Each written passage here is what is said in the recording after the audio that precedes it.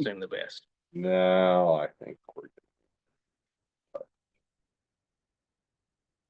Ah, we got it. Are we on? We're on.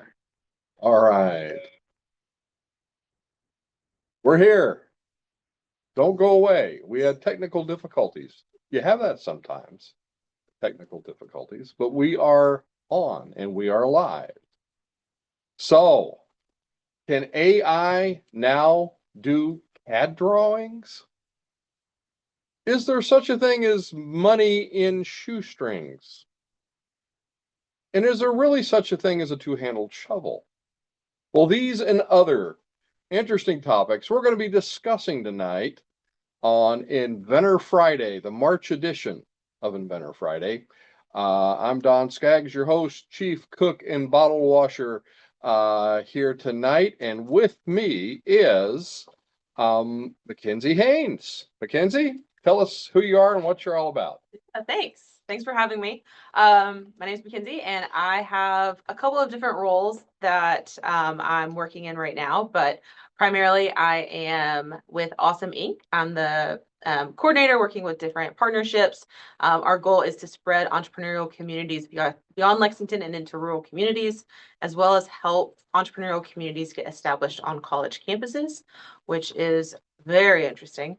And then the other hat that I wear pretty often is the executive director of the Tech Association of the Bluegrass. It's really important for the tech community to kind of come out of the shadows and show how big and how thriving of a community we have. And so the Tech Association is working on that. And between those two things and a personal life, I'm pretty busy. Cool. Also with us tonight, returning guest, Reese Walter. Hello, I'm Reese. I am a software developer and glad to be back here. Mackenzie and I have worked together before, so I'm glad to be sitting next to her today and just glad to be here and have some fun. So, All right. Also with us tonight is Tim Lambert. Hi, Don. It's a pleasure to be here. I am a software developer. I do consulting, and I have been a serial entrepreneur for many, many years. Some projects that have done really well and some that haven't ever gotten off the ground. So I have a lot of successes and a lot of crash and burns. So really happy to be here. Does that qualify you as a serial killer entrepreneur?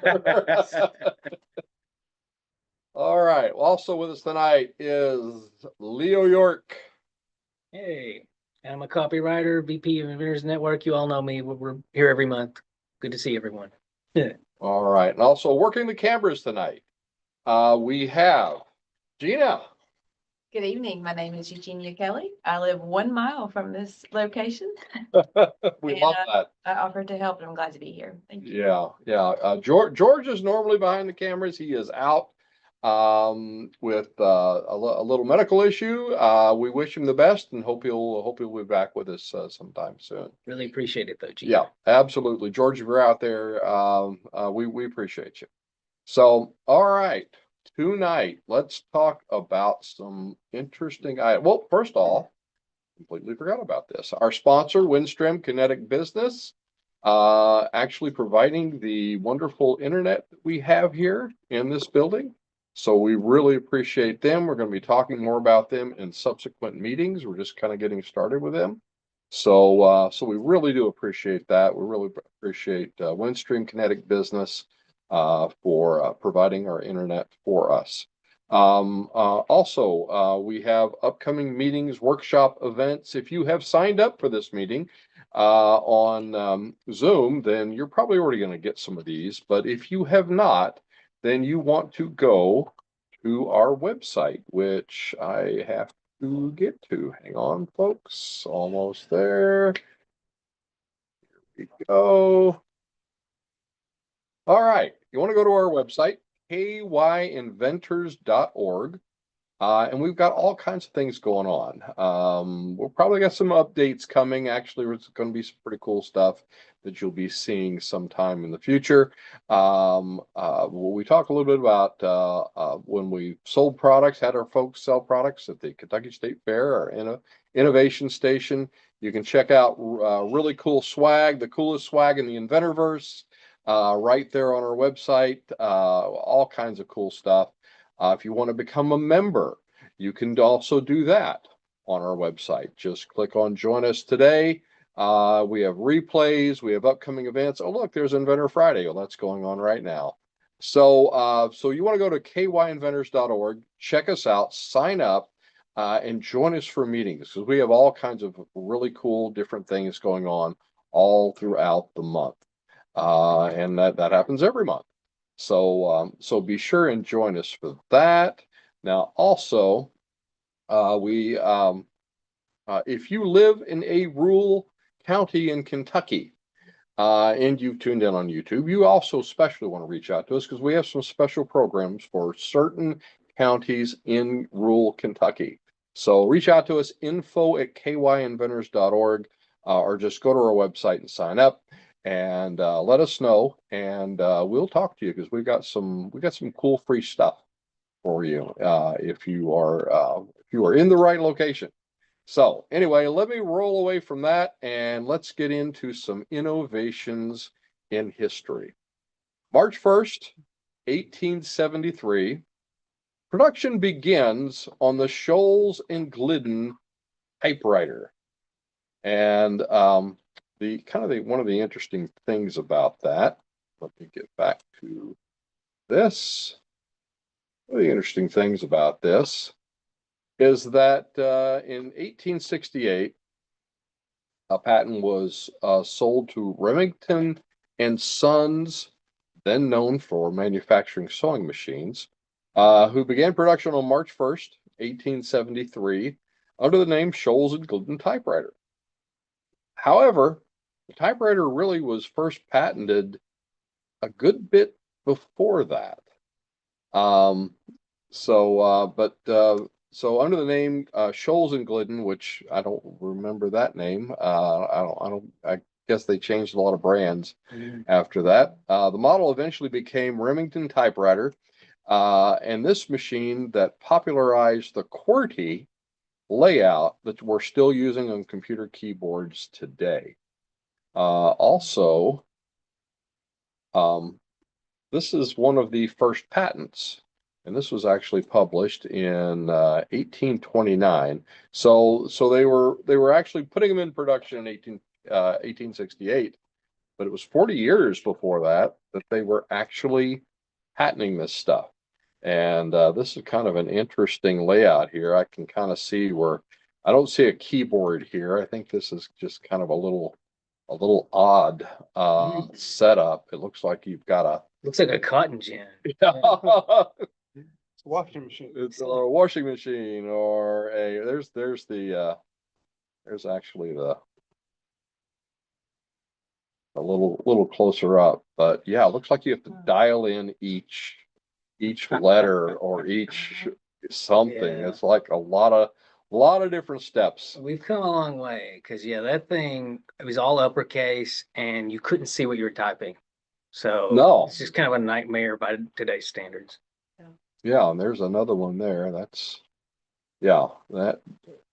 think this might be the latter one, but still I don't see a keyboard Yeah. with this one at all.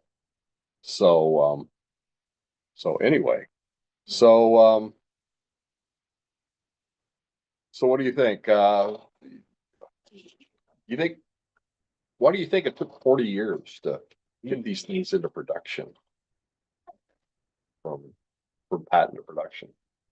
Well, it looked like they were using a knob to turn between one letter or another. So as opposed to having a keyboard. So I think the keyboard was a significant upgrade from that. How long do you think it took them to write a letter like that? Oh gosh, yeah. Yeah, weird to think about. Yeah, I mean, I think that's probably why though, is this was a big undertaking. I can't even imagine like 1820s coming up with something like this. So it probably just took that long to be able to make it even feasible. That's just speculation on my part. Yeah, you think it might be adoption or just they had to make it more user friendly? Probably a little bit of both, I'd guess. Yeah. Yeah. Well, it's a hard sell if everybody's handwriting everything. Yeah. To buy this machine for an absurd amount of money compared to what. Hey, you Still know gotta the buy thing that a paper. turkey feather does? Yeah. How about you pay a lot of money to do it slower? Yeah. Or in the commercial space, they've got the printing press, so if they needed something to get put in a way that was gonna get sent out, they're probably gonna do it in mass. Yeah. So why would you not just, use your print type? Yeah, Do it that that makes way. sense. So I wonder if the printing press was to the typewriter what the big old Mm. computers were to the personal computer. Typewriters didn't have a delete key. No. Oh. I learned how to type on a typewriter and it was tedious by comparison. Although I gotta say, I wish that computer keyboards could make the noise like it Oh, really You like that. you can buy that. Really? You can. Oh, what about the haptics? The way it feels? Oh, Yeah. people are all Yeah. into that. Ooh. So for the two of us working with web development boot camp, we had a couple of students that went through that were very focused on the feel of their keyboards. Mm. And so they were creating their own, they were buying all the pieces to make it themselves. And yeah, I mean, how it feels is really important. Yeah. No, full And, agreement. and the colors. Oh, yeah, all that. We actually had a conference, Let's Talk Tech, and anybody could present on whatever tech topic they wanted. And someone came in and gave us a 30-minute undertaking of the history of typewriters and history of keyboards and where we were then, where we are now, our disconnect from our writing because now we don't feel it. There's not the haptic. That's there's my complaint. Yeah. yeah. Yeah. So yeah, it was so interesting. Mm. So interesting. Very cool. I mean, I've even heard about a movement from where it was the old mechanical where you actually had to push the key down and it struck the page. Yeah. Yes. To the upgrade, the what they call it, the selectric. Electric. Yeah, the selectric typewriters where you just touch the key and it like went bam. We still have people in Lexington here who alive who had patents on. Oh, really? Yeah. That's weird to think about. Didn't they do those here in Lexington? Yeah, all the typewriter stuff was here. Wow. Yeah. I recently saw a typewriter and I had forgotten the engineering to get every one of those keys in that small space to be able to hit the exact same spot. Mm. So that's the thing to me between 1830 and 1858 is just all that engineering to be able to mass produce that is Yeah. that was quite an undertaking of it. Goodness. Trippy. So so they came out with a QWERTY system. What do y'all think? Do you think QWERTY is still the best way to go, or is that just what we've all gotten used to now? I've been using it my entire life and I still don't have it down. And I live on it. Are you a hunt and peck kind of guy? No, but I don't think I was thinking about this the other day. I don't think I use my right pinky ever, except for the delete key.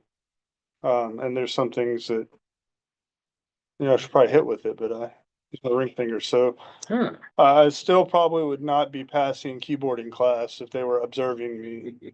But I think the biggest barrier to me typing quickly is typos. Yeah, I don't think if they gave me a completely new keyboard tomorrow that it would have any impact on my productivity.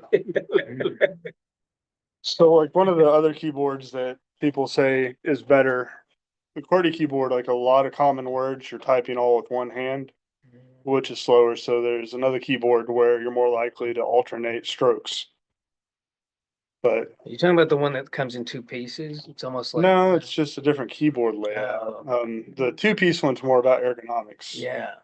So Interesting. Yeah, I've the two-piece ones always fascinated They me. look really cool. I've I never wonder tried if they'd them. work in real life. Never messed with one. the thing that I think is really interesting, like I have an external keyboard I carry around with me and it's mainly for the number pad. But the student, Mackenzie was talking about earlier, was talking about a keyboard that has the number pad on the left side. So you can use the number pad and your mouse at the same time. Like that's That's pretty smart, but I yeah. don't think I have the speed. I mean, I'm sure I get used to it, but Hmm. I always wish somebody could really master the one-handed keyboard. There's been a lot of inventors that's tried to do that. Yeah. They talked about that in that conference. Oh, really? Oh, yeah. Trippy. He brought about 20 different types of keyboards for people to touch and play with and try out. And he highlighted a study that QWERTY is not the most effective with what the majority of the words that we use are. I forgot which one is, but they showed the one-handed one. They showed the one that's broken up. There's one that's in 3 pieces. Makes no sense to me at all. but, Three pieces, Yep. we that get for- 3 hands. three-handed people. Apparently that's a thing. So Wow. So what was the consensus on what was the best? everyone liked the ones where you touched the key and you felt it move. Yeah. Everybody liked that one. Haptics matter. Yeah. To me, it seems like that would be worse for repetitive stress injuries because of the force required, but evidently it's better. I don't know. But I mean, if we were using a keyboard where you have to actually physically move mass to move it up and strike a sheet of paper, I imagine that's just way worse for your hand. So I wonder what the repetitive injuries or repetitive task injuries were like for people that just typed on those types of machines Mm. all the time. I'll bet there's no data on it. Probably not, yeah. Yeah. Hmm. Yeah, especially since that was like late 19th, early 20th century. So Yeah. who knows what the treatment was? You know, you got ghosts in your fingers and you need heroin or something.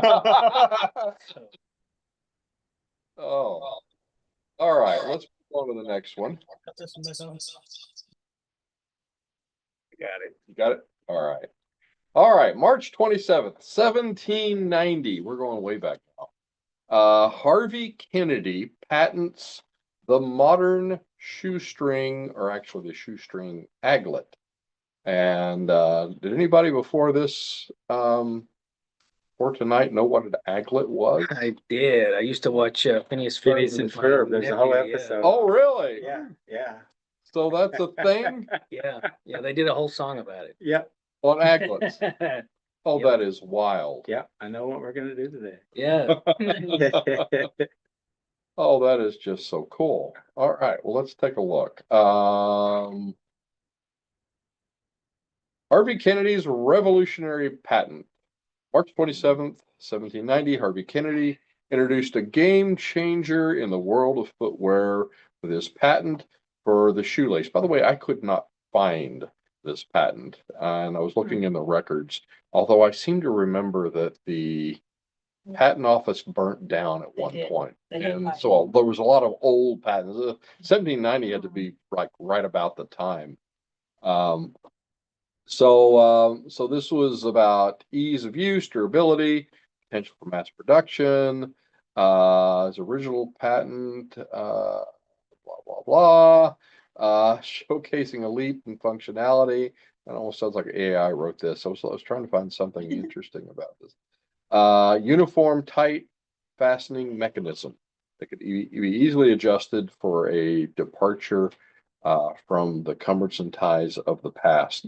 Because I was looking up, I was thinking, okay, how old's the shoestring? Well, the shoestring, they found shoestrings on the Iceman. Right, Otzi, yeah. Yeah, yeah.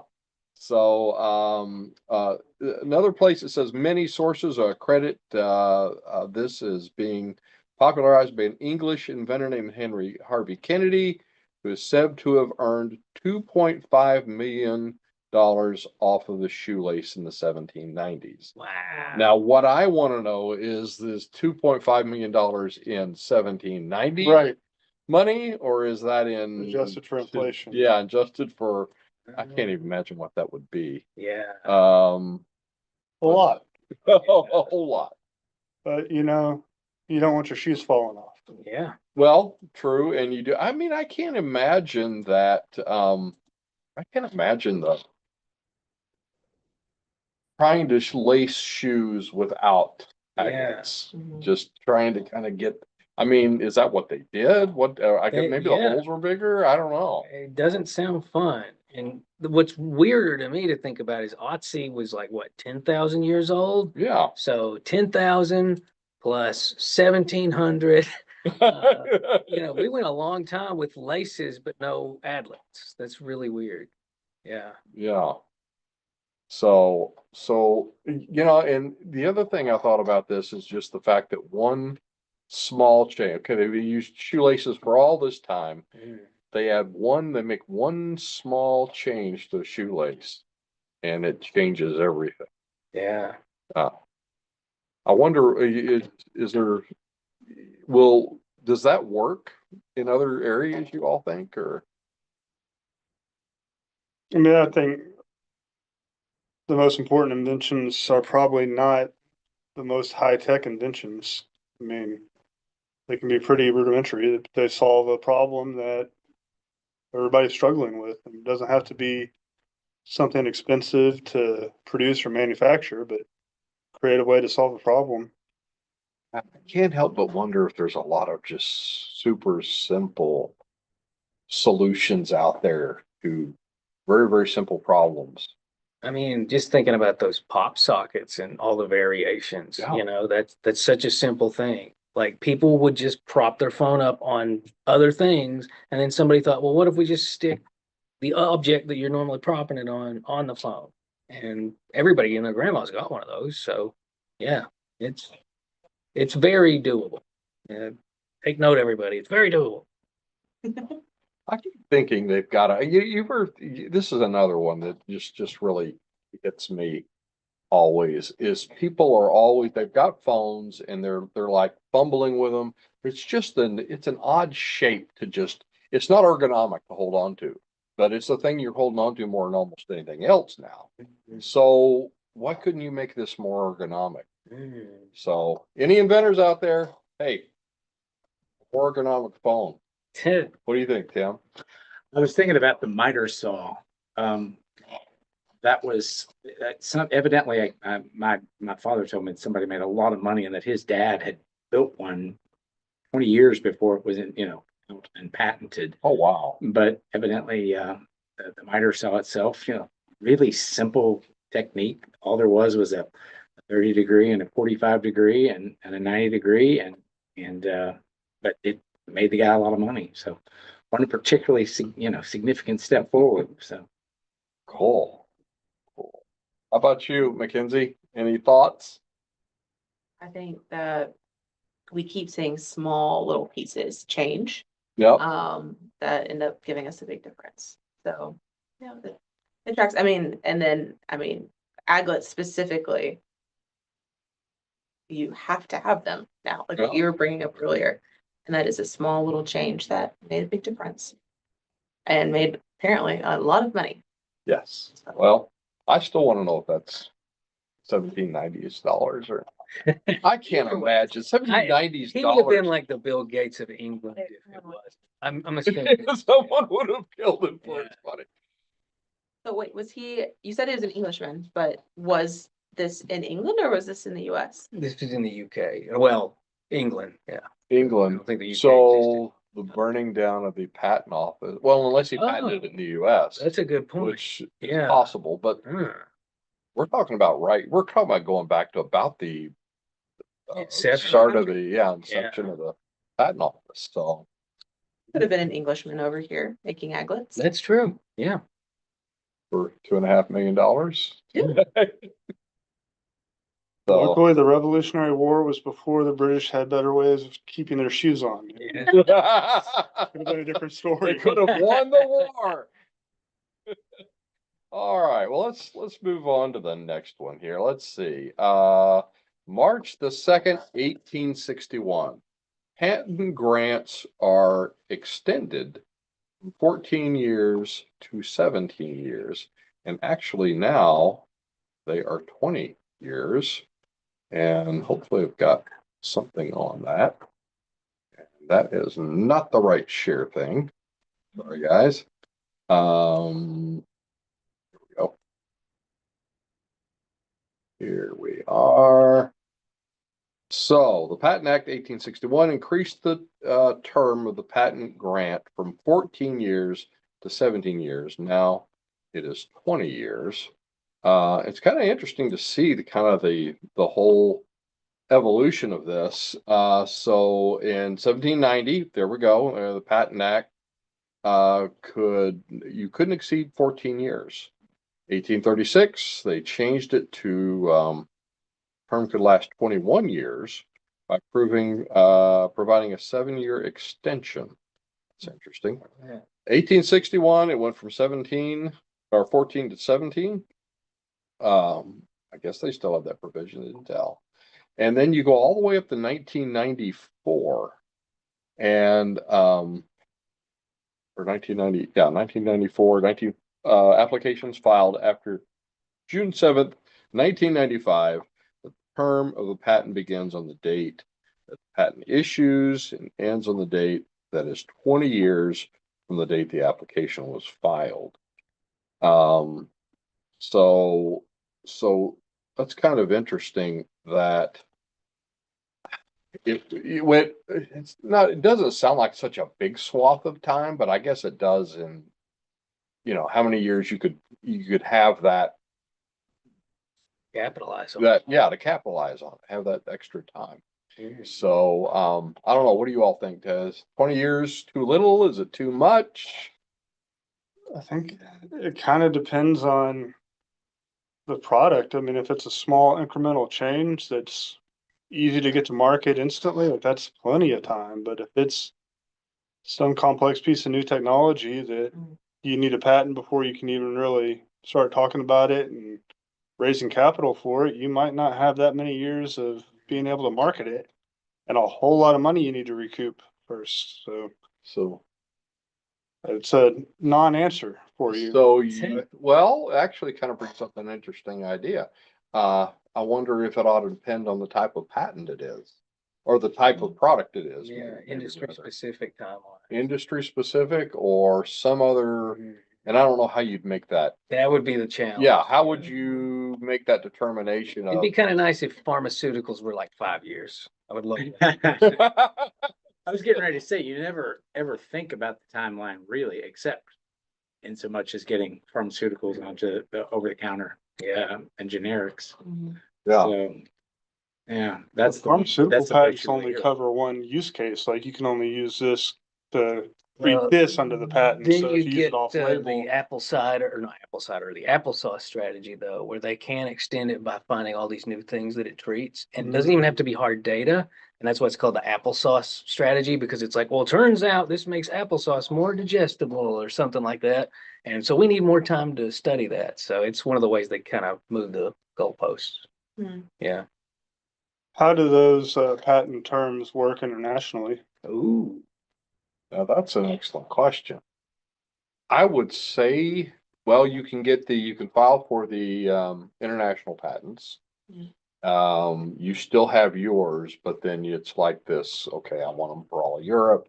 I want them for, China, which I don't recommend.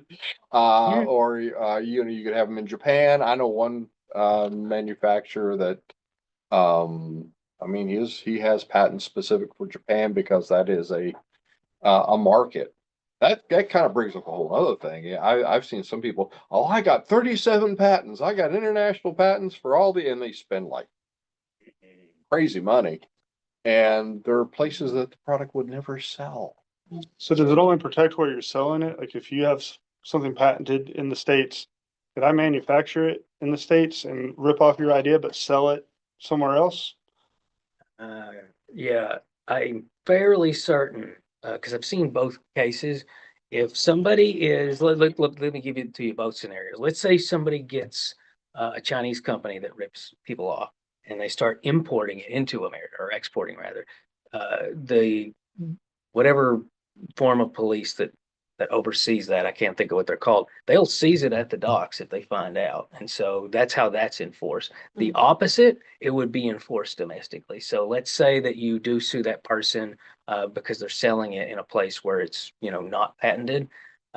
Chances are, just on the grounds that they have that being manufactured domestically, they could get shut down domestically. But they could always move shop to China and then just not export it to the States. So that's just my opinion. I'm not a patent attorney, otherwise I would have said, it depends a bunch, so, yeah. And give me a bill. Yeah, exactly. Patent attorneys always answer that. It depends. Well, that's kind of the answer. Yeah, Yeah. yeah, it's a very variation addled thing. I do know the international patents are 20 years, and I think that was one of those things where all the countries kind of agreed, like, let's do, and that, just the OCD in me, I like that better than, what was it, 13, 14, or 17? Like, it's a round number. Really, I think there's something to be said about that. It's easy to remember, it's easy to write down, it's a round number. Yeah. Let's make it a nice round Yeah. number and just be done with it. Yeah, I'm Did surprised the- they just didn't go by sevens and make it like 21 years Yeah. or something. Mhm. Well, do you think it was more a product of just the increase in capital expenditure on R&D, or is it had to do with just our lifespans changing? Ooh, Oh, now there's a interesting Yeah. point. I would Yeah. say it points to one particular individual who had the power to change. that's a very, it's a very cynical and accurate perspective to have. That might be the Yeah. most accurate Yeah. answer we've People had. act in their own self-interest? Hmm. I think it's Can't imagine that. counterintuitive because I think that life cycles have decreased. Product life cycles have decreased. Oh, yeah, that's true. So, Planned obsolescence, and yeah. Mhm. That's a good point. like those typewriters, if you found one, it probably still works. Yeah. Yeah. I mean, I'm sure that there's some stuff that we purchased in tech in 2005 that is totally obsolete now. Yeah. So Oh, absolutely. like the jazz drive. So like my last 3 iPhones. Yeah, yeah. The old Nokia brick, I mean, Yeah. that won't work Yeah. anymore. It's Mm. different You guys ever network. seen a jazz drive? Mm-mm. I've It never was a even heard of 1 that. gigabyte removable. And it was like really expensive and it was It really was a good. gig. I mean, Yeah. who would ever It need was- that much? It was not that long ago. And you can't find them. I mean, Yeah. yeah. So Weird. That's wild. Yeah, well, that does bring up an interesting, life cycles are so fast now. Yep. Yeah. That some patents, and again, I think this is where recently it's a good point, because it's determined so much by, the individual. Some things are gonna have real short life cycles. Some things are gonna take a very long time to really grab the market. So I think it's so specific on that. Kenzie, you got anything to weigh in on this? No, I'm just trying to think through, oh, my dad's watching, and so he was texting in, he was like, well, bring up this invention or bring up this invention.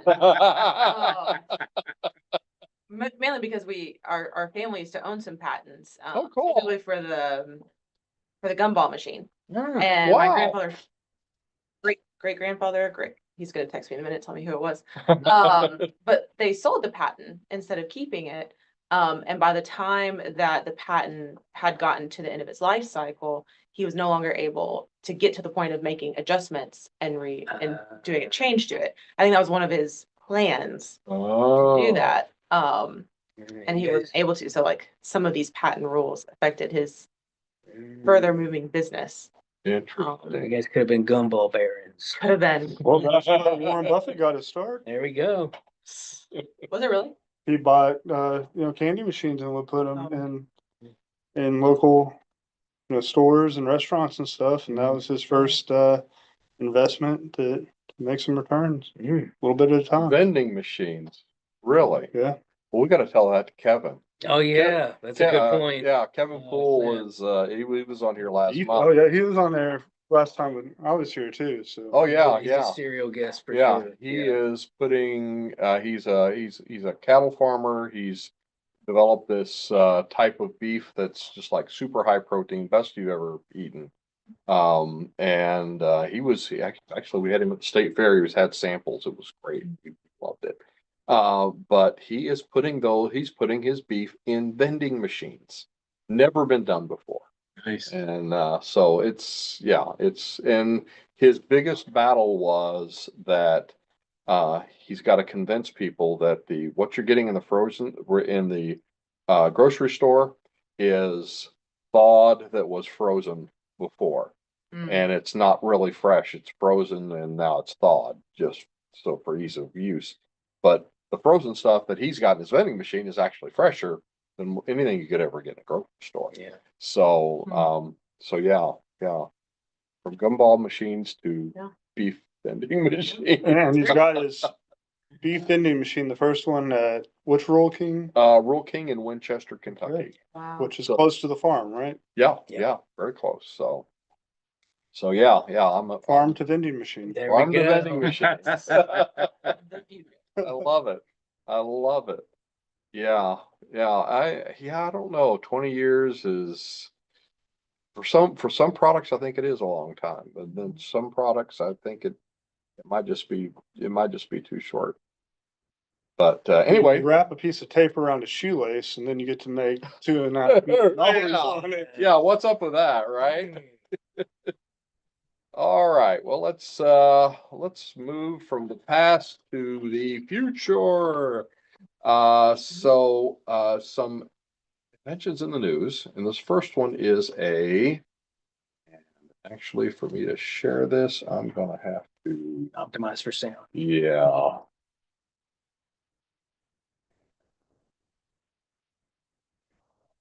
It's for sound. All right, here we go. Leo's got the cheat sheet going on. All right. Why am I getting that? Hang on. I know exactly what it is. Today, I consider myself, I feel like I'm in a stadium. Oh, Just keep talking about the future. Yeah, I thought that was an effect. The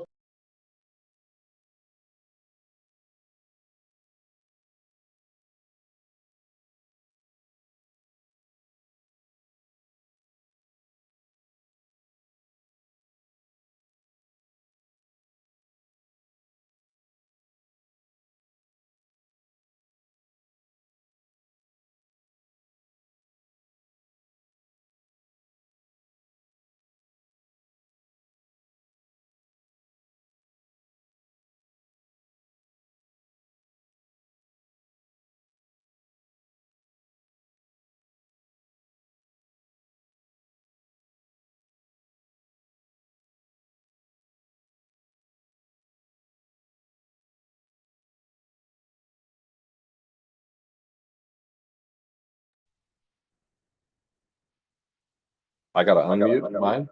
no, you gotta mute yours. She's got to unmute yours. Nope,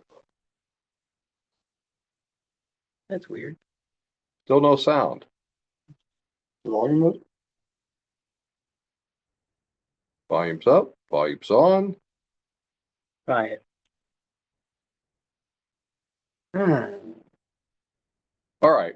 Well, we're just gonna have colorful commentary. So this You're is a program.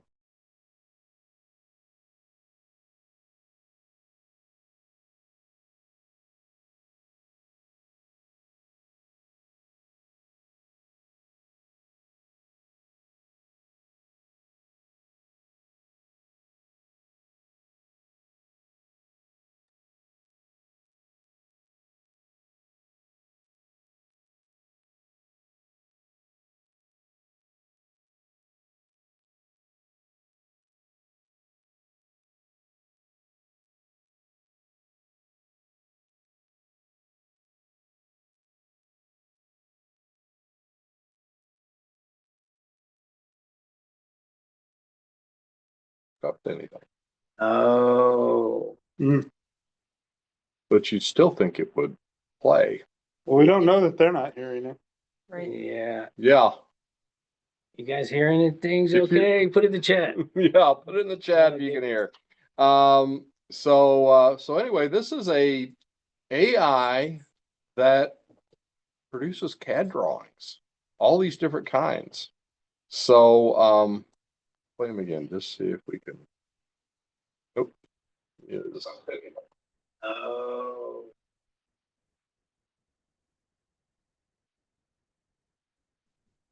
Nope. So this is text to CAD. So you just type in what you want, and it apparently makes a CAD drawing for you in a lot of different varieties, according to this.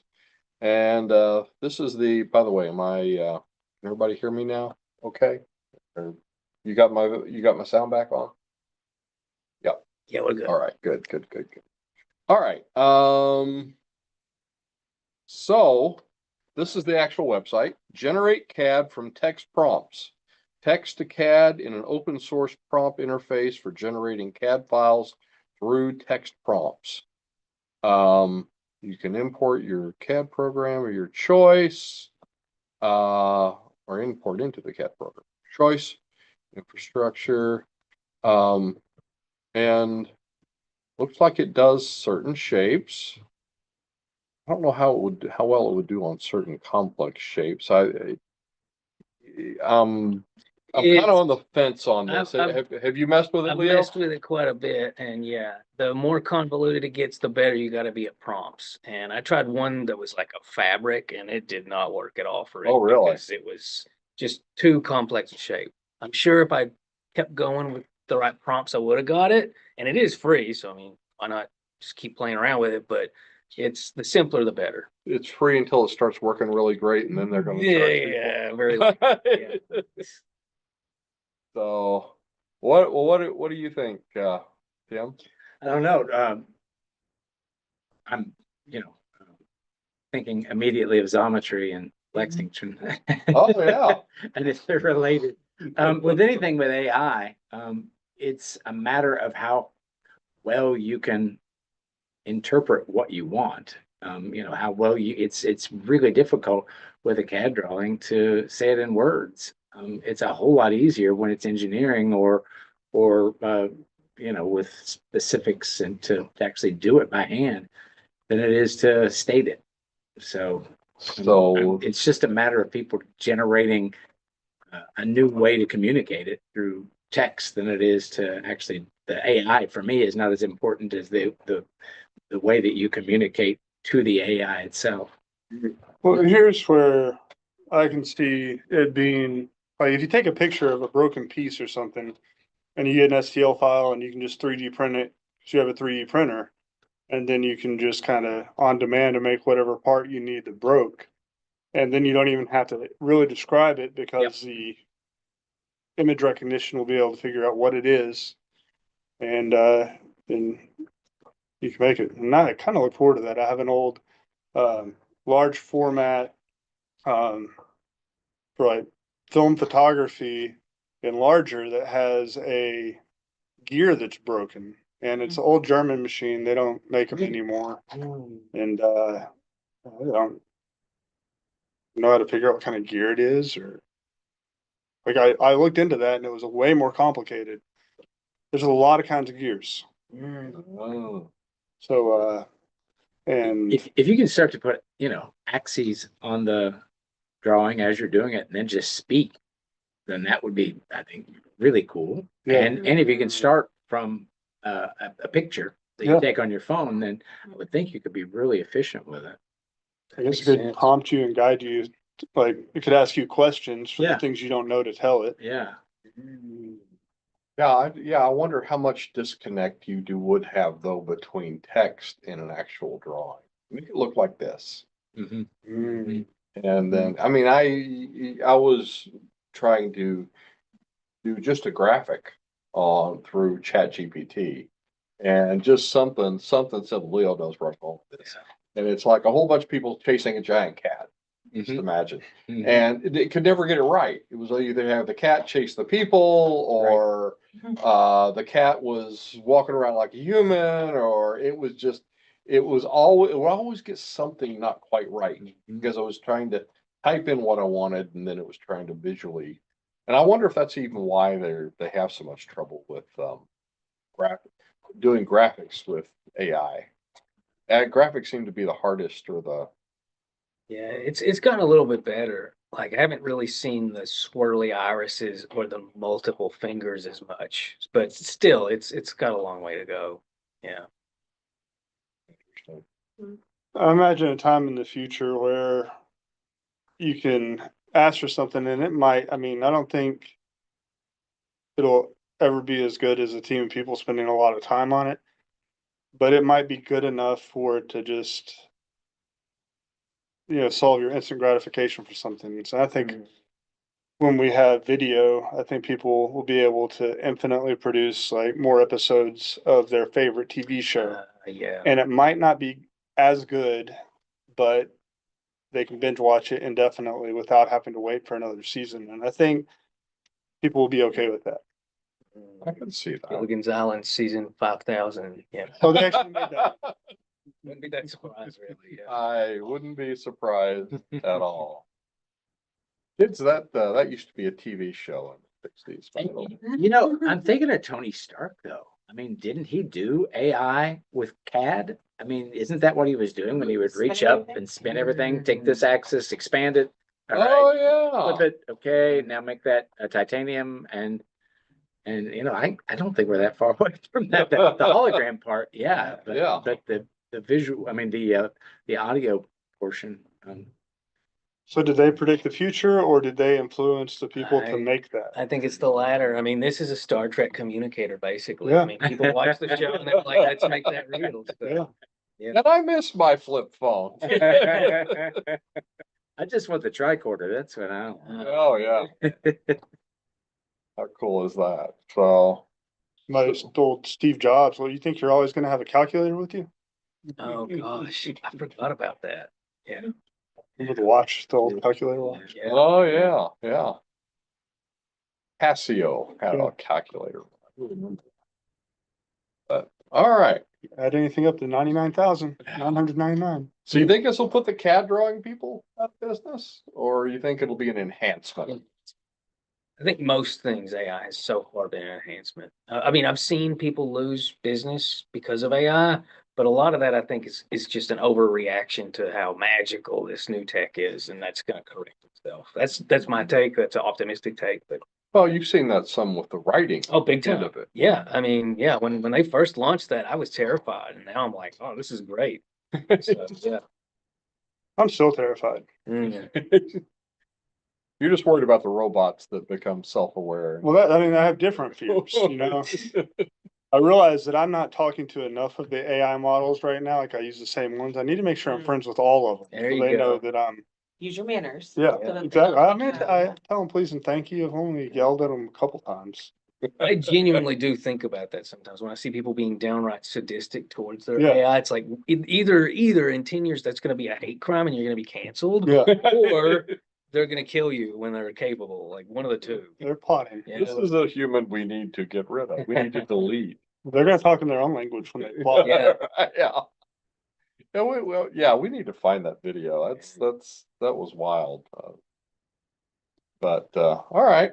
Well, let's see. Speaking of AI, when objects act like they're alive in AI, and this is another video that we may have trouble with our audio, but we're gonna try. See what I want to do. I want to turn off optimize and we'll turn it back on. Sometimes when you unplug it and you plug it back in, Power down, power up. power down, power up. Well, now I you're in see so echo cool. again. I'm not going to do anything and just see what happens.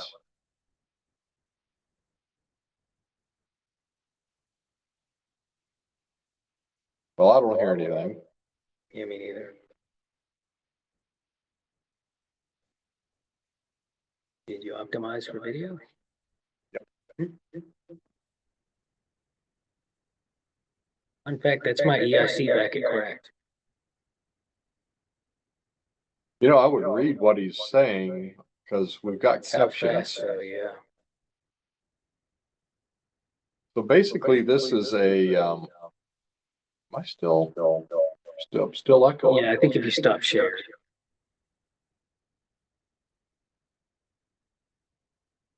So basically, this is, here, we're going to share this again. We're just going to do something different. Basically, this is and this was a great video too. Optimized for sound. This is like the most tech cursed live stream we've ever had. I think it is. Oh gosh. Am I still echoing? Yeah. Okay, how do I make it stop? I think you gotta mute yourself. Oh, I am muted. I'm still not muted. How about Yeah. now?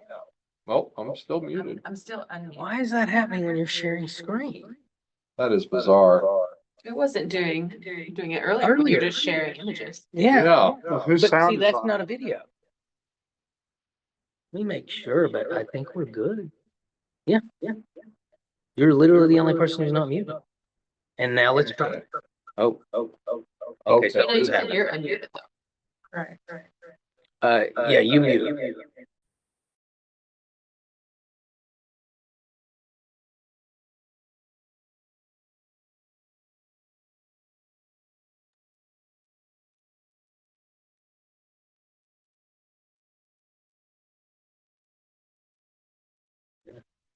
Let's try it again. What is happening? Mute. It almost sounds like we're getting sound out of here. Try the speaker. Gina. Go up to where it says speaker. Yeah, maybe a Or default. click on the arrow. Yeah, the arrow next to the mic. Here. Yeah. Yep. Well, speaker is, No, it's not. It needs to be the USB right below it. no, it does need to be Panasonic. Oh, it does? Yeah, otherwise the sound would come out of here. Oh, I was thinking of mic.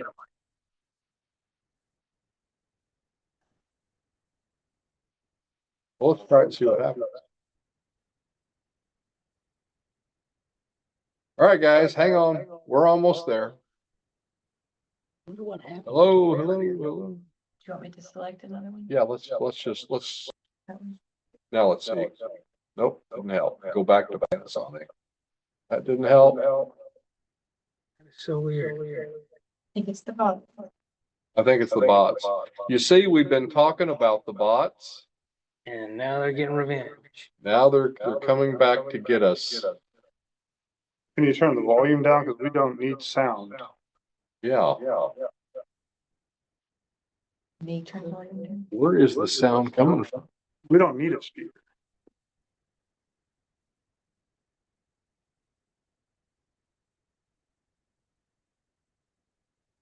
Oh, yeah. No. Nope. All right. Sorry, guys. How about now? Did I just fix it? I just fixed it. What'd you do? I turned the sound off on my computer. Oh, okay. But I had everything muted. Muted, over here. yeah, I yeah, had it shouldn't everything have- muted. Oh, It was bizarre. just one slide bar that was showing. Hmm. Okay, hopefully everybody's still with us and you can still hear us. I'm going to try and share my screen again. We're going to try and see if we can actually do this. All right.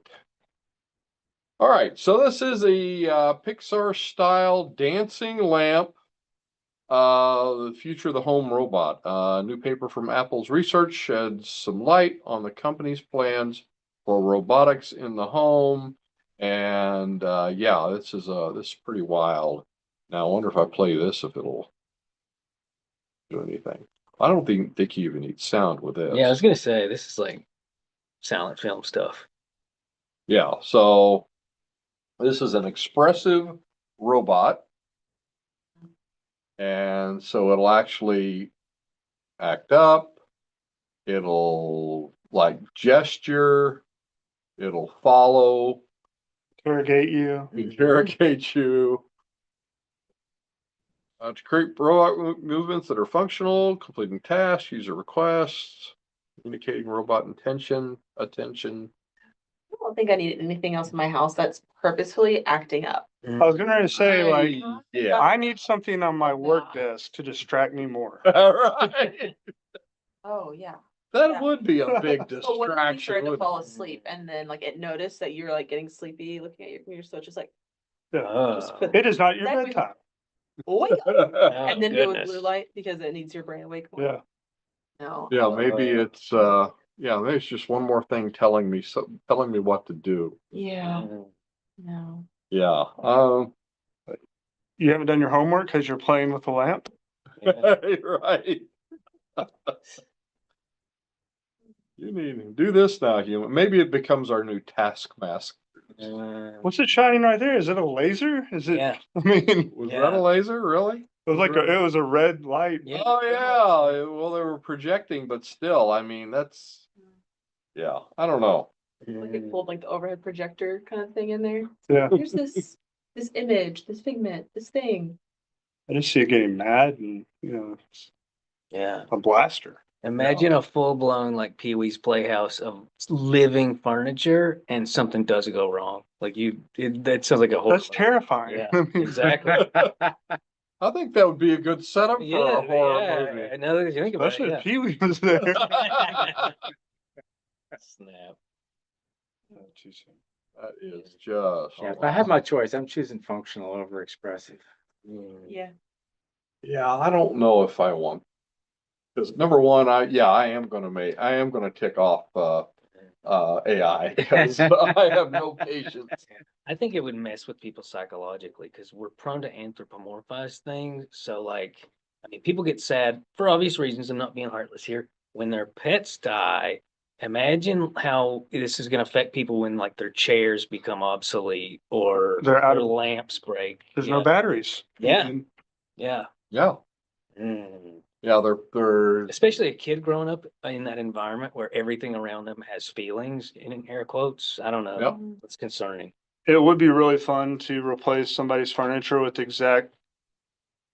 like, it looks exactly the same, but it's robotic furniture. Mm. So like they go in another room and come back and it's moved a little bit. Oh, gosh. Yeah. Just the gaslighting haunted people. room. I'm not too sure about wanting things to gesture and, is this a cute toy? Is it a cool product? Like, I don't care how long whoever makes the robot lamp that will play with you. I don't care how long their patent for that is. Like, that can be 100 years. There you go. You will never buy one. I will not. I'm not their customer. Yeah, there's a creep factor. I don't think people, or if they do get over the creep factor, then yeah, like you said, it's just they're going to be Too attached. too attached. Yeah. Yeah, I mean, in the video, which we didn't get to hear, they were talking about. They said, just if you put googly eyes on a Roomba, then all of a sudden you Yeah. anamorphized Anthropomorphized, it. I just was talking with somebody about holding the lamp or holding the flashlight when you were a kid. Ah. And I do love the concept of a robotic lamp just drifting off and losing focus. Like a little toaster. And you Oh, have to, God. and you have That's to pretty yell much- at it. That would be real life. It was, Yeah. Yeah. Oh, God. You'd have to yell at it to Oh, that air back over here, conditioning back over on unit. my- I think that's what it was. my screwdriver. Furnace. Dang. What was that? The Brave little toaster. brave little toaster. You unlocked a memory in Yeah, me. 'cause That it had a lamp furnace in it. or whatever it was. It had a lamp in it. Yeah. Yeah. I don't remember that. Let's see, Yeah. toaster, blanket. Yeah, the lamp. electric Oh, blanket. no. I'm thinking of the screensaver. That was different. Uh, The Brave Little Toaster was like a movie. Yeah, it was, Cartoon. yeah, it was a drawn, when they still drew. yeah, hand-drawn animation. Yeah. Yeah. Wow. Weird. Back in our day. It was like Homer Down with appliances. Yeah. But yeah, I mean that was such a nightmarish scene where that furnace basically destroys itself like on camera. And then the toaster has a nightmare where they're like in toaster hell or something. Well, there was whoever came up with that was Oh, that's really sadistic. crummy. Yeah. Huh. Oh, gosh. Yeah. And who knew that they were predicting the future Yeah. of now Toaster hell. Toaster hell. Toaster hell. All right. Well, we got one more here in the news, and this is, oh shoot, yeah, I just went all video, and then we went all glitched. Hopefully, we can do this one though without a great deal of sound requirements. So, let Have you me. tried clicking the AI companion feature? Maybe that will. Snap. You see, we were talking bad about the whole Hey, the whole AI, and now it is getting its revenge. So, all right, here we go. So, that's the robot that we creeped us out. Now let's go from high tech to very, very, very, very low tech. And, well, how about that? Like, how long This should is the eerie, patent for yeah. this? It's not calculator Friday the last? 13th, it's Pi Day, so. Okay, it's Pi Day, not Friday the 13th. Let's try this again. We did have a full moon though, right? Yeah, that's true. And it's a full A moon. blood moon. Here we Blood go. Now we've got it. So this is. We can play it. So this man solved the strain of shoveling forever. So he's got an extra handle. And honestly, he makes it look really That's- easy. That's literally just a post hole digger with shovel heads. That's what that is. That's that a all great it is? example of taking something old and making it new. Yeah, Oh my gosh, it is. I didn't think post hole digger. So that's what he's got. Basically, Yeah. yeah, a shovel headed post hole digger. you just change the length of one of the But it doesn't handles. open. Doesn't open and close. That's It's just true. there. I mean, I'd buy it. I mean, that's good for one use case. How often are you using your shovel to go That into way? like loose rock like that Yeah. and Well, see, I'm thinking of it for post hole purposes, which hopefully he's going to showcase where, like you're planting saplings or something, you jam it in the ground and you, so far he's not doing that. Never mind. So No, what's the problem I to think- solve? Well, His back hurts. snow shoveling, it definitely would yeah, that's help. true. You don't It have would, to wouldn't bend it? over to get that other hand down on the bottom to. Mm. I think I'm just gonna take the shovel head and weld it to that lamp. Put that lamp outside. At the lamp shovel? You just want to kill the lamp, right? It's just gotta earn its electricity. More use case. Needs to put the lamp out there. Into shovel. Go out there and start shoveling. Yeah, well, so yeah, can you dole out punishments to AI Oh, God. if they misbehave? Yeah, I mean, you could. We'll just see what happens. Yeah, Keep it up, or then yeah. then they get a If you do that, I get don't back know. at you. Don't make me Exactly. unplug this. Don't make me unplug it. Yeah, plug you. I mean, there's several movies where the computers take over and they have to go hit the main switch and Yeah. battle. They're not going to fall for it in real life. Yeah, how many movies have they done like that? Isn't it? Oh, I mean, ever since the term robot came about. I can't remember what novels, like a Russian novel back in like a couple hundred years ago. I want to say Really? like 150 years ago. Like, yeah, robot. That's bad foreshadowing in and of itself. Robot's like Russian or something for slave, basically. Really? And so, yeah, the original story where that word comes from was about them having an uprising. So it's literally as old as the word itself. Yeah. So, The Rise of the Machines wasn't just a 1980s Nope. movie. Yeah. Oh, goodness. Mm. Goodness. How many movies with AI and robots did it just work out really well for everybody? None. Like I don't even know. Wall-E with some very friendly robots. Like that's a scary future. Oh, yeah. Yeah, that's true. You take the most friendly robotic movie and it's Hal wasn't very nice. Terminator? yeah. Oh, but the most recent, like Wild Robot, like Yeah. that's a sweet experience. Haven't seen that one, but sounds cute. Even the most I've not harmless seen that. robot, C-3PO, I would not want around. Mm.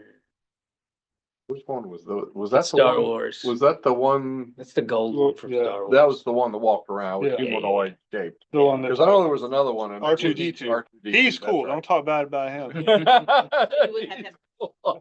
He'd be all right. He plays videos. Some level trash can. You don't have to get up to throw things away anymore.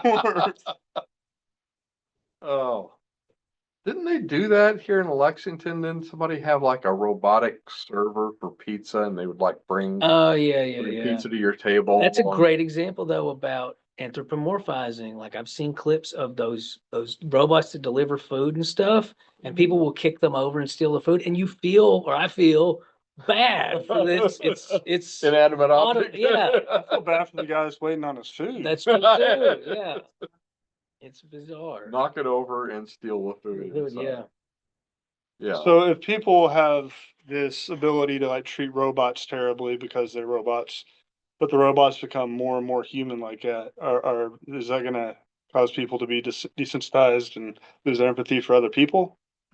Ooh, I that's do- interesting. I do think that there's kind of a spectrum of behavior that detects like sociopathic, antisocial behaviors.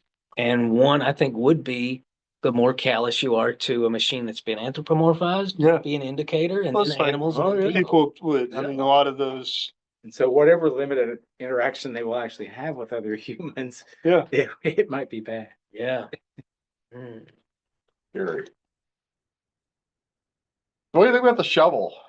Is that a real innovation or just stuff Yes, that they they've got sell on? it on Oh, they do? PC for a snow shovel. Really? It's higher up. Yes, it's to eliminate back pain. It seems like you'd have to customize the links and the angle that the arms were coming out of for each, you know, Person. yeah. You know, snow shoveling is a main driver for heart attacks, and Oh, yeah, that's true. so it does serve a purpose and does solve a problem. Interesting. Yeah. But you know, I like the idea of it needing to be customized for each person. So I wonder if you could go one step further, unless they've already done this, and just make one that's adjustable. Adjustable lens. Well, the telescope, you know, like those are always the first thing that breaks. Like, Well, that's true. Mhm. Then they could have an add-on feature where you go online and pay to get it adjusted just right. There we Yeah. go. Well, there you go. That's a Folk subscription. shovels. Mhm. A what? The A shovel. folk shovels. A shovel subscription, There we go. SAS. All right, we've now developed a subscription service for a shovel. That's right. That's I don't know, one of those guys that made one of the battle bots, like with the shovel on it back in the day. You remember that? yeah, I remember. They just that need to one. patent that as a, you know, one you can sell to do work at the house. There we go. RC snow shovel your Maybe driveway. Maybe that needs to I'm be. surprised that's not a thing. Yeah, I mean, there's like RC mowers now, so why Yeah. not? Yeah. Yeah, Huh. there's RC. We've got an Inventor. It's got an RC motor. RC mower that will do like the 60 side degree of a slopes.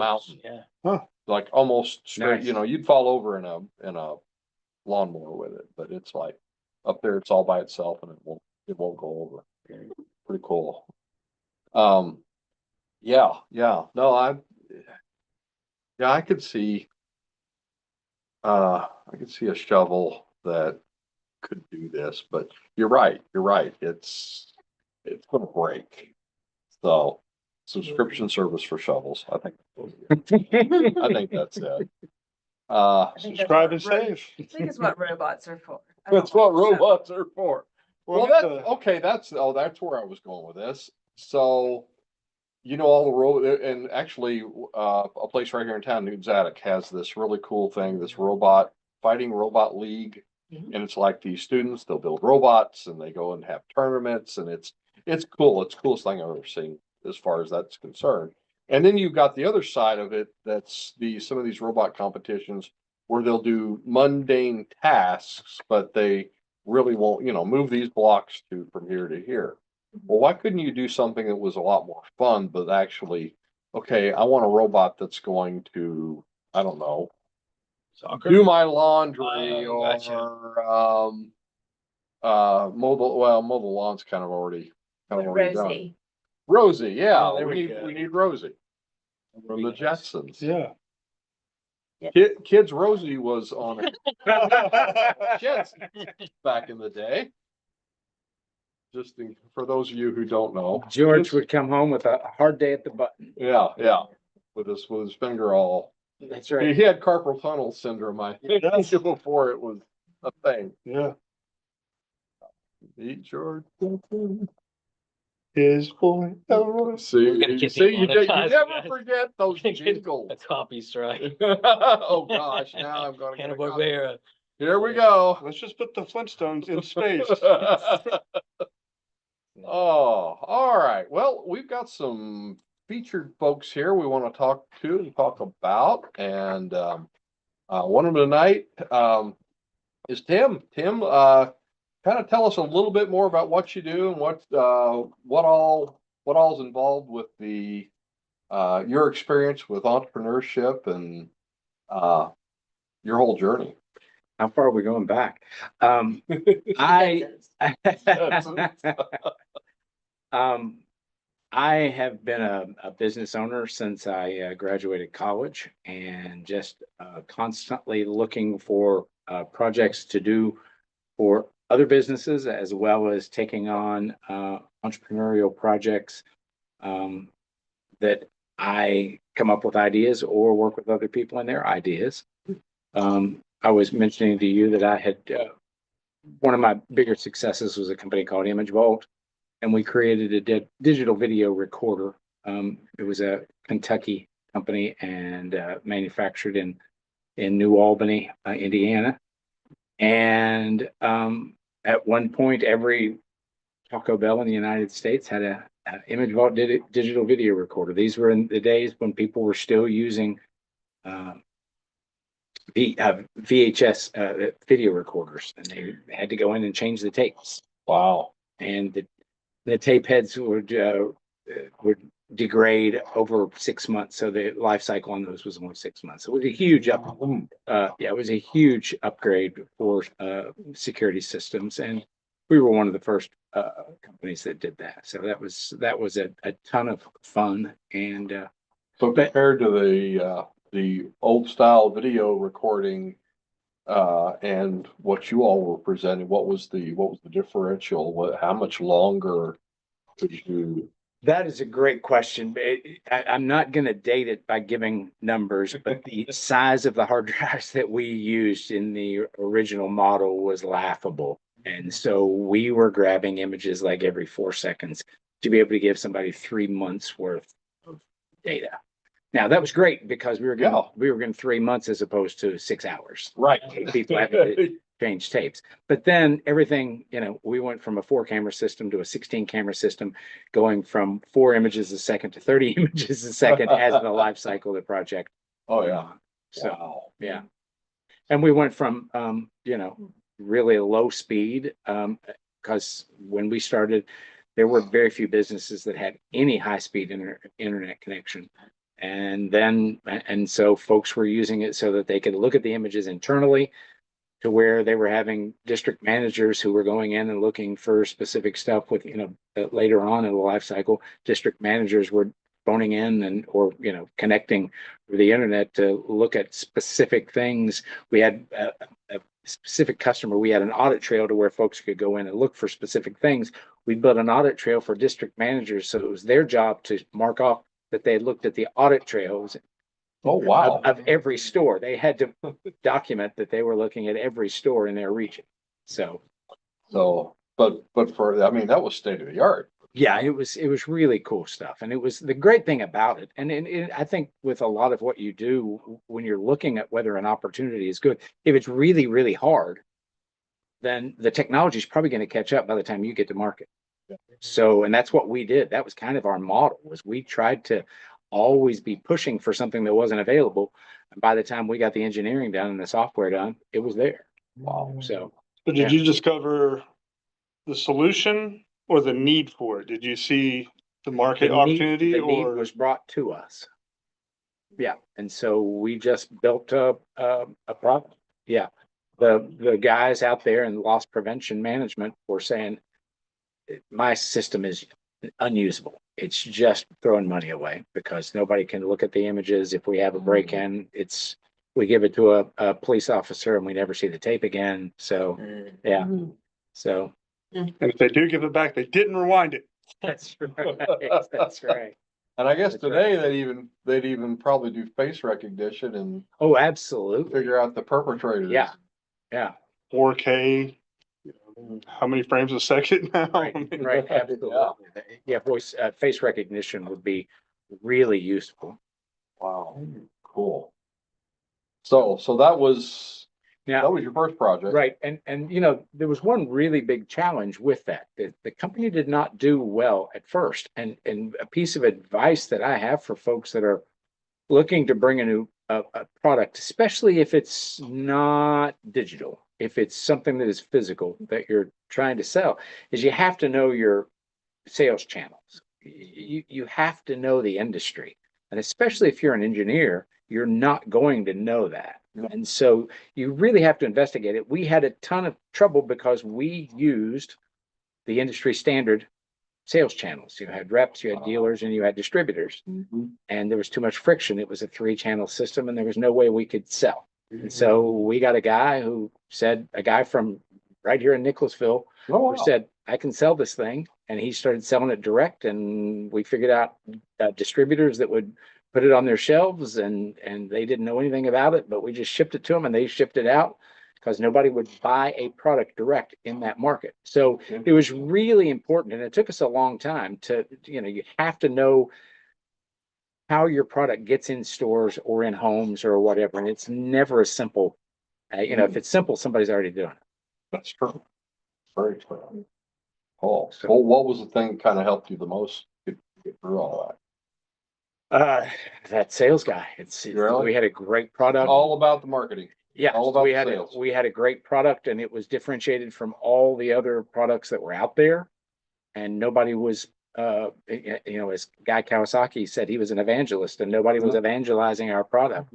And this guy from Nicholasville, he went out and started saying, "Let me show you. This is different than anything else that was out there." Wow. He sold it direct, and then we sent it to distributors, and they were more than happy to take their cut to keep it on their shelves for an hour and ship it right back out. So, yeah, That's a nice gig for them, though. yeah. Cool. Mhm. So after that, what happened? Well, I have a thing that I'm working on right now. It is not tangible. It is software as a service, and a company that a guy in Lexington that we're working on together called My Design 99, and it is to build custom data graphics for folks who are trying to build portals or PDF files or reports. It's wonderful for schools. It's wonderful for doctors that want to show, hey, your heart rate is going down. Your blood pressure, here's the trends, and it's all graphical so that folks don't see a bunch of numbers. And so up there on the screen is our editor that we use. So we have over 30 different graphics that we can have, and it's fully customizable to set the type of design that you want to use, and then change the colors to where it does exactly what you want. It's fully customizable, as well as ranges, so that you can say when something is over 70, I want it to be below 70, I want it to be red, and if it's over 70, I want it to be green. That kind of thing. Nice. Yeah. How cool is that? And we have an API built for programmers and developers so that they can go out and integrate it with their databases to embed data-driven images into their web portals and reports. That is super cool. So, so if they want to learn more about you or find out more about you, where do they need to go? Well, they can contact us at MyDesign99, and then of course I'm on LinkedIn. Lambert. Cool. Gotta love LinkedIn. All right. Well, also tonight, let's talk to Reese a little bit. Reese, tell us a little bit more about what you do. Well, I'm also a software developer, and it's a lot to unpack, right? I don't know where to start. So one time in the eight, no. So yeah, I'm working on several projects with different clients around town. I have my own firm called LexLogic, so you can find us at lexlogic.dev, and got a team of talented people that work with me and help bring ideas to life. If you have any needs, Cool. talk to me. What's your favorite type of stuff to work on? I really like that every project is different and it's a new challenge to solve, and it can be across different industries. And I'm a lifelong learner, so I always like learning more about how these businesses operate and what their needs are and what kind of efficiencies we can build to make their processes easier, their lives easier. And it's just fun to meet other people and learn a little bit about them. Good deal. Good deal. Kenzie, you want to talk a little bit about Awesome Inc. and what's going on down there? Oh, yeah. Yeah, I'd love to. So Awesome Inc. for anybody who's joining us from inside Central Kentucky, hopefully you've seen us. We're right there on Main Street in Lexington. We serve as one of the innovation hubs for a partnership through the Cabinet for Economic Development for the state of Kentucky.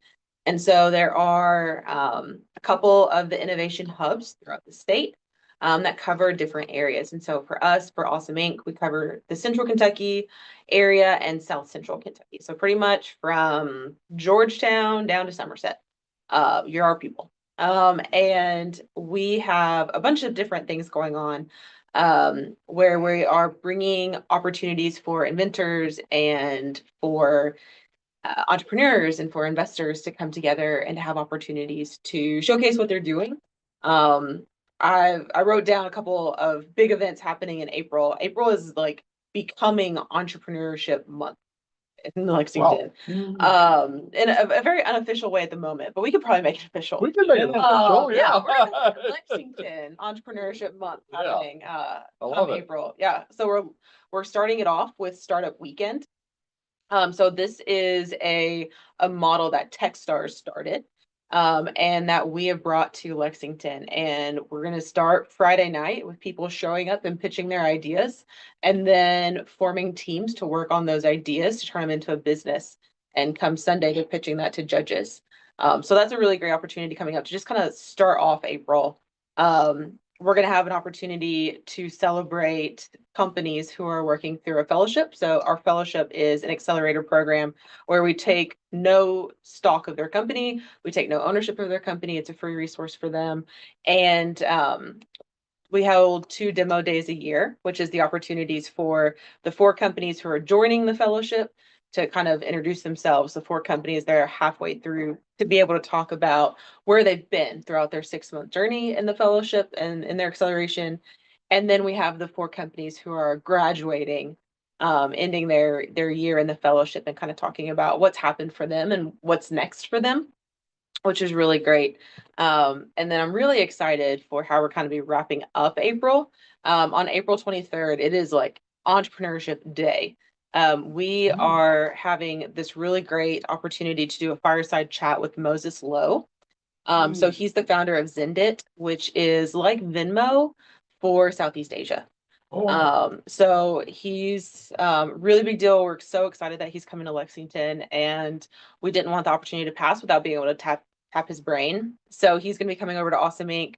For a fireside. We've only got, I think, 40 seats left for that. And so we're packing it out, and they're free tickets, but we want to make sure that it's, people are coming that want to learn and grow. So that's happening at lunchtime. And then for dinner, starting at 5 o'clock, we've got 5 Across, which is our opportunity it's a pitch competition where 5 founders have the opportunity to have 5 minutes to pitch their company to the judges and live audience. And so Moses is going to come be one of the judges at 5 Across. So, so these companies that get to pitch this day are pitching to a billionaire and an investor who's gone through this. So really excited. I'm glad I'm not going to be on the stage that night. I would be so nervous pitching to him. But that's going to be happening at the end of April. And then scattered throughout that is something that we're really pouring into right now, which is our entrepreneurship work on the college campuses, which I mentioned earlier.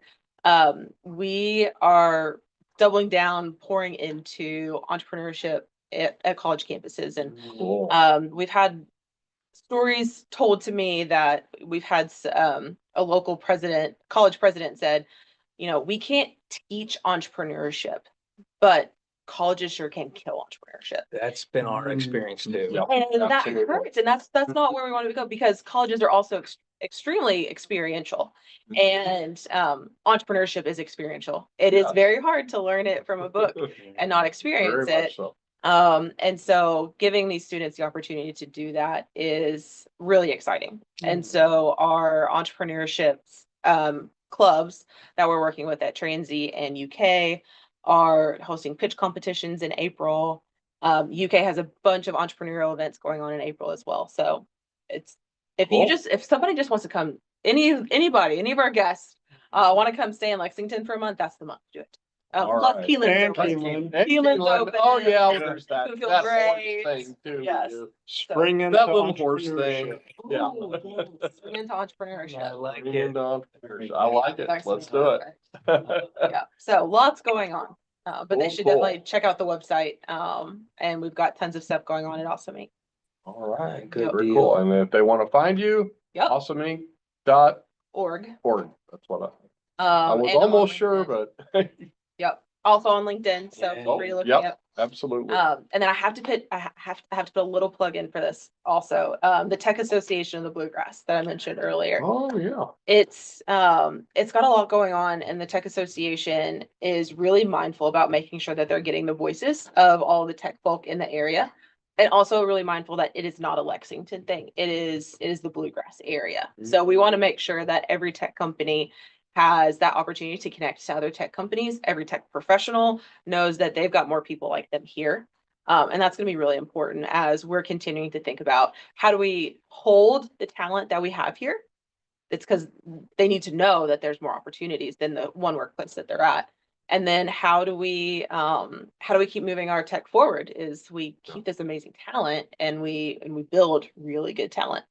And so the Tech Association of the Bluegrass, really exciting thing to get involved in. They're on LinkedIn. They've got a website, tabky.org. It's tabky.org. All right. Good deal. Good Well, deal. Thanks so much, you guys. This Yeah. is greatly appreciated. This has been a phenomenal talk, and barring tech gremlins, I think this is really great. And I hope everybody had a lot of fun, and hope everybody listening at home had a lot of fun. Yeah, absolutely. Let's see. Any final thoughts? Anyone? Happy Pie Day. Happy Pie Day.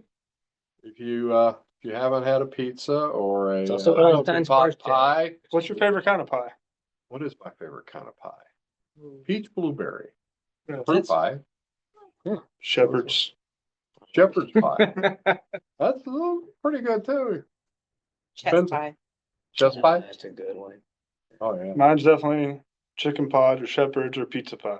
You know. So savory. Something Yeah. savory, buttery. Probably pecan. Pecan? Yeah. Oh, super sweet. How about you? I'm a pumpkin pie guy, 12 months of the year. How about you, Gina? Apple or pumpkin, Apple or pumpkin? All right, cool. vegetable or fruit. Vegetable or fruit? Oh. If you like pie, hit that subscribe button. Oh, I love it. Yeah. All right. Yes. Remember, it's Pie Day, everyone. All right. So watch for news and announcements. Check LinkedIn. Subscribe, and just help us to build our tribe here. And our next open meeting for the Inventors Network Kentucky is going to be April the 7th, I believe. And so stay tuned for that. The next Inventor Friday going to be right here in this building on April the 11th. So you definitely want to do that. Thank you all so much for spending your Friday evening with us. I hope this was a lot of fun for you. Thank you so much to our guests, for everybody for being here and participating. And April 1st. oh, did I say, are you sure? Are you April joking? April 1st. Open meeting. 1st? Open meeting. I swear, I'm not joking. I know that would be the perfect. time Check to your joke, but I local swear. listings. I Well, swear. it may be April 1st and not April the 7th. But we'll look into that and make sure. So, all right, folks, thanks again. And we will, don't forget, check out our website, kyinventors.org. You can find all kinds of resources there as well. And everybody have a great weekend.